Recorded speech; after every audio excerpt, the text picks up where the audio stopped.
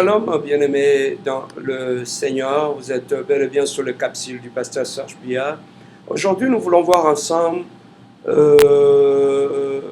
sur ce que dit la Bible sur le sexe avant le mariage. Que dit la Bible du sexe avant le mariage? C'est une question que j'étais en train de me poser et je vais essayer d'aller chercher la réponse par rapport à cette question qui est très très importante. Alors, aucun terme hébreu ou grec employé dans la Bible ne fait précisément référence au sexe avant le mariage. La Bible condamne clairement l'adultère et l'immoralité sexuelle, mais le sexe avant le mariage entre-t-il dans cette définition? Alors, d'après 1 Corinthiens chapitre 7, verset 2, la réponse est clairement oui. Toutefois, pour éviter toute immoralité sexuelle, que chaque homme ait sa femme et que chaque femme ait son mari. Dans ce verset, Paul présente le mariage comme un remède à l'immoralité sexuelle. Pour résumer 1 Corinthiens chapitre 7, verset 2, je dirais que puisque les hommes ne savent pas se contrôler et qu'il y a tant d'immoralité sexuelle hors du mariage, ils doivent se marier pour satisfaire leur passion d'une manière conforme à la morale. Puisque 1 Corinthiens chapitre 7 verset 2 inclut clairement le sexe avant le mariage dans sa définition de l'immoralité sexuelle, tout le verset biblique qui condamne l'immoralité sexuelle condamne aussi le sexe avant le mariage comme péché. Le sexe avant le mariage fait partie de la définition biblique de l'immoralité sexuelle. De nombreux passages des Écritures comme Actes chapitre 15 verset 20, Romains 1 verset 29, 1 Corinthiens chapitre 5 verset 1, 1 Corinthiens chapitre 6 verset 13, 18, 1 Corinthiens chapitre 5 verset 7, 1 Corinthiens chapitre 10 verset 8, 2 Corinthiens chapitre 12 verset 21, Galates 5 19, Éphésiens 5 3, Colossiens 3 5, 1 Thessaloniciens 4 et 3, Jude 7, disent que le sexe hors du mariage est un péché.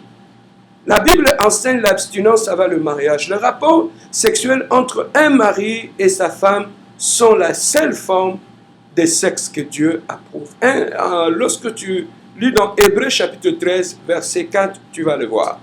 Trop souvent, nous concentrons sur l'aspect récréatif du sexe à l'exclusion d'un autre aspect important, la procréation. Le sexe dans le cadre du mariage procure beaucoup de plaisir et Dieu l'a voulu ainsi. Il veut que les hommes et les femmes aient du plaisir à leur activité sexuelle dans le cadre du mariage.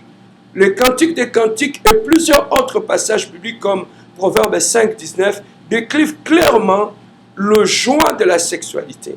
Mais le couple doit comprendre que Dieu a d'abord prévu la sexualité pour faire les enfants.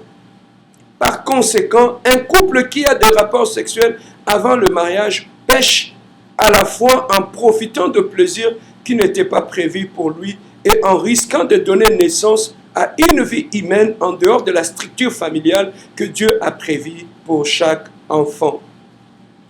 Même si la pratique ne doit pas être un facteur déterminant pour distinguer le bien et le mal, si le message biblique sur le sexe avant le mariage était suivi, il y aurait bien moins de malades sexuellement transmissibles, d'avortements, de mères célibataires, de grossesses indésirables et d'enfants qui grandissent sans la présence de leurs deux parents.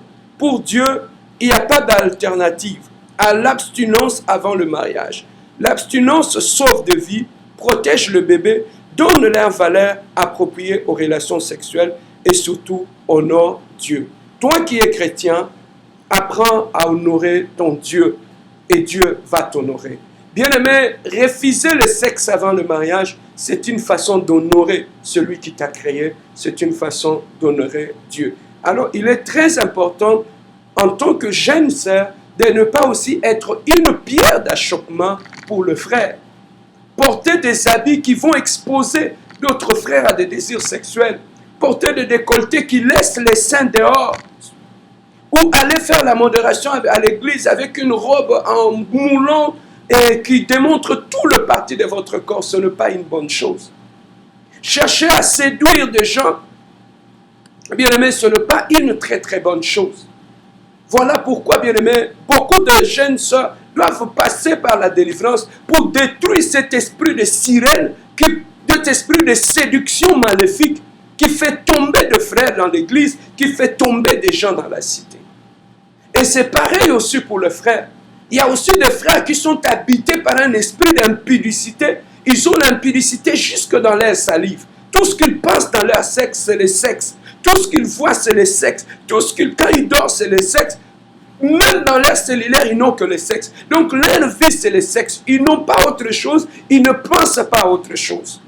Et leur vie, c'est utiliser les jeunes sœurs comme des appâts, comme de proies. Ils se croient dans une sorte de jungle où il faut aller attaquer de proies, détruire le proie pour le bouffer. Mais bien aimé dans le Seigneur, la Bible dit le salaire de péché, c'est la mort. La Bible dit tout ce que l'homme aura semé, il est moissonnera. Frère, ce genre de comportement d'aller faire tomber les filles d'autrui et croire que tu vas trouver de l'honneur, que tu te passes pour un puissant, pour un guerrier, lorsque tu couches avec des filles à gauche et à droite, bien-aimé, sache que tu auras un salaire par rapport à ça et Dieu ne va pas te rater. Bien-aimé, la façon d'être un homme, d'être fort, c'est de savoir se discipliner sexuellement, discipliner sa sexualité. C'est par là qu'on commence à devenir un homme mature et responsable. Que Dieu vous bénisse et à la prochaine.